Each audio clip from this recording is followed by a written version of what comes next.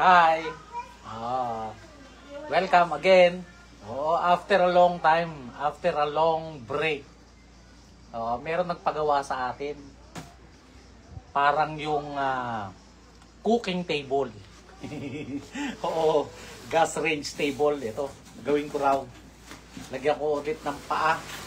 Nakita yung project ko nung nakaraan eh. So, ganun din daw ang gawin ko. Pero palagi ko, hindi ko nalalagyan ng wings.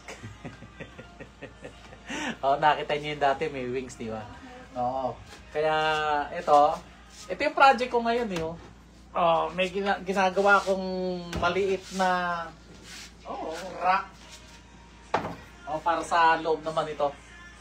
Lalagyan ko siya ng mga plato o mga baso, tsaka kung anik-anik para mabawasan yung patong-patong dun sa lamesa. Kaya lang wala akong mailagay na dingding sa kanya eh. Hanap ako nung acrylic na dingding. But anyway, ito na yung gagawin ko ngayon. So, gagawan ko siya ng paa, gagawan ko siya ng lamesa just like before. At tingnan natin kung anong mangyari. Susukatan ko muna siya at see you soon. A few moments later. Okay. Hi. Ayan, nakaputol na ako. Naputol ko na yung gagawin kong paa. Ang problema nga lang dito, ang pangit. Very rough. Rough na rough siya. So, para naman may maganda, presentable, para maganda siya, gagawin ko siyang S4S. S4S lahat ng side. Makinis. Bago ko gawin yung mga kung anik-anik dito. So, magagawa ko lang siyang S4S gamit ang aking belt sander. Alam nyo na to. 3 hours later. Can you move it along? I'm all out of time cards. Yes. Rest muna tayo. Actually, natapos ko na yung day 1. Day 1 ba? Hapon na nagsimula eh. Ito na yung S4S. Ganda na siya. Wala na yung pintura kanina. Maganda na. Kaya, okay. Tapos na yung paa. Ito yung haligi. Paa. Ito yung pinaka-bracket niya. Gagamitin kong brace. Yung pinagputulan din ito. Kita niyo yung itsura niya, pangit. Yung pinanggalingan. At ito naman yung tutuntungan niya. So, bukas na to. So, ganun din, gagawin ko, lilinisin ko to. Ito, tutuntungan. At itong gagawin bracket. So, ayos na yan. Tuloy-tuloy na tayo niyan. Kaya, see you tomorrow. The next day.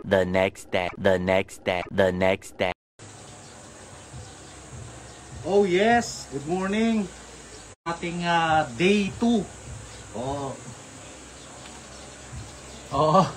Naputol. Sana mabuo natin yung araw ngayon. No? Kaya ito na tayo. Tutuloy natin yung pang-bracket at saka yung tuntungan ng kalan. Ito, nasukat na natin lahat. So, na-ready ko na yung ating pang long cut. Mamaya na yung cross cut, ano? So, ito na tayo at syempre pa, ear plug, safety glass, at saka ang ating safety goggles at ang ating face mask, dust mask. So, try natin.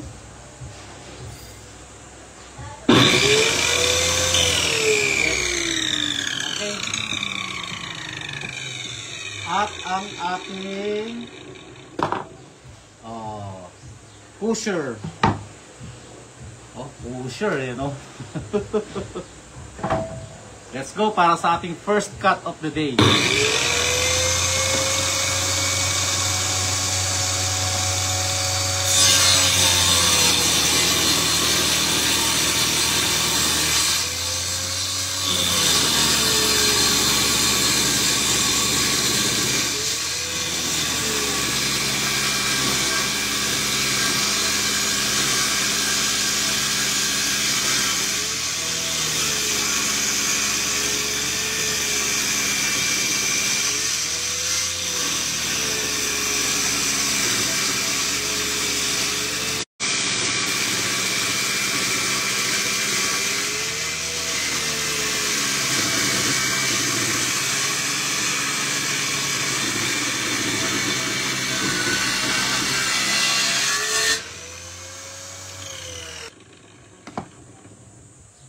Yes.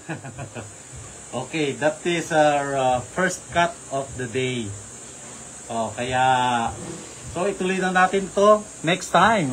Makita nyo yung mga susunod pa natin gagawin. One eternity later. Yes. Iba na yung hawa ko, no?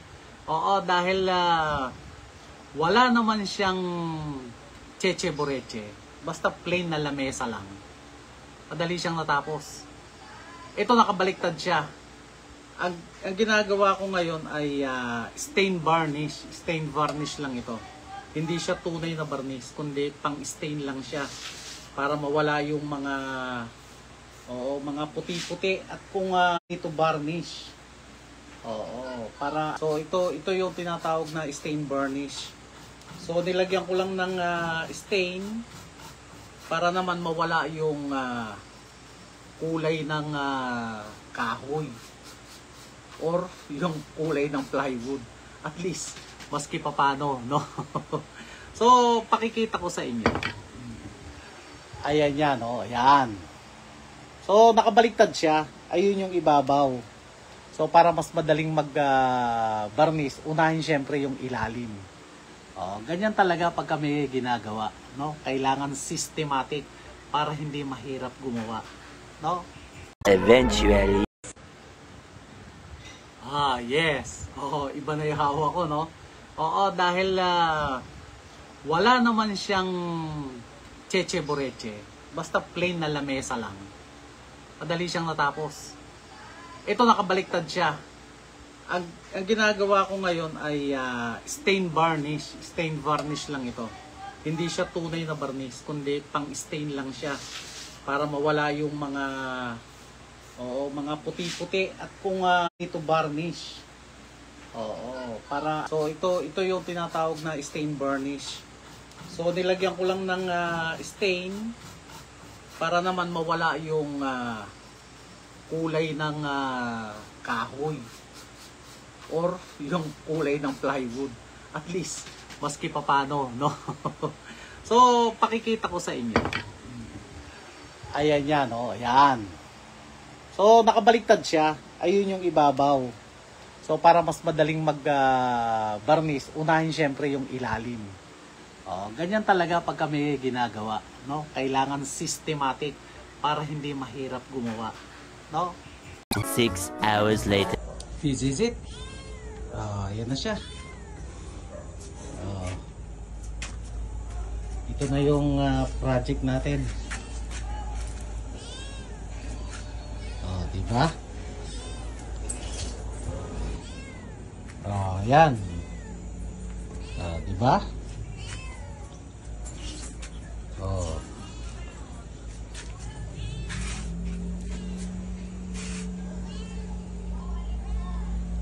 Pwede na. Sample. Pwede kahit na itulak yan, hindi mapupunta doon sa likod kasi may stopper. Alright.